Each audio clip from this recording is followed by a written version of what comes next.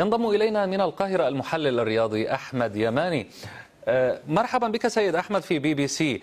لو تحدثنا عن ما يعني المشاهد العربي وهو المنتخبات العربية، الجزائر، تونس، وحظوظ هذه المنتخبات في هذه البطولة.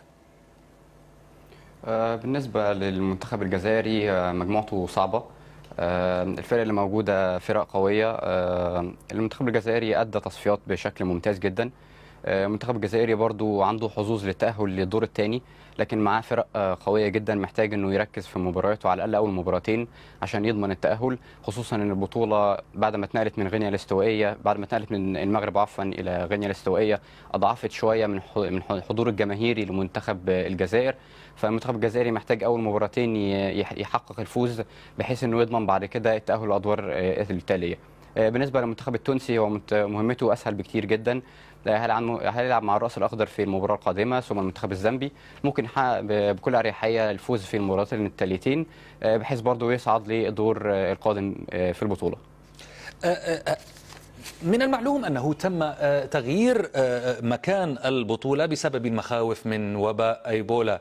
هل من المتوقع أن يكون هناك جزائريين وتونسيين يذهبون إلى تلك المناطق في إفريقيا أو المناطق الاستوائية ولا يوجد هناك أي مخاوف أو هناك إجراءات يمكن أن تمنع انتشار هذا المرض؟ هو بالفعل المنتخب الجزائري كان فيه ترحال كبير من الجماهير، كان المفروض يوصل، لكن هم ألغوه بعد نقل البطولة من المغرب إلى غينيا. الحضور الجماهيري قل يعني بشكل كبير جدا للجاليات العربية. بالنسبة برضو أن البطولة نفسها في غينيا نفسها الإقامة الفندقية سيئة جدا. المنتخب التونسي قعد تقريبا ليلتين بدون كهرباء، وكان ما فيش لدرجة ما فيش أغطية في غرف النوم بالنسبة للاعبين، وده طبعا قلل بكتير جدا من حضور الجماهير سواء لتونس أو للجزائر. ما المتوقع بالنسبة للمنتخب التونسي أن يلعب بخطة أن يغير من تكتيكاته ربما أو يتبع التكتيكات السابقة؟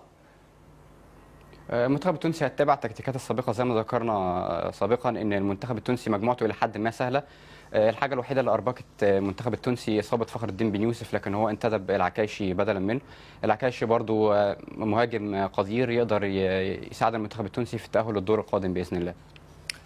المحلل الرياضي أحمد يماني كنت معنا من القاهرة، شكرا جزيلا لك.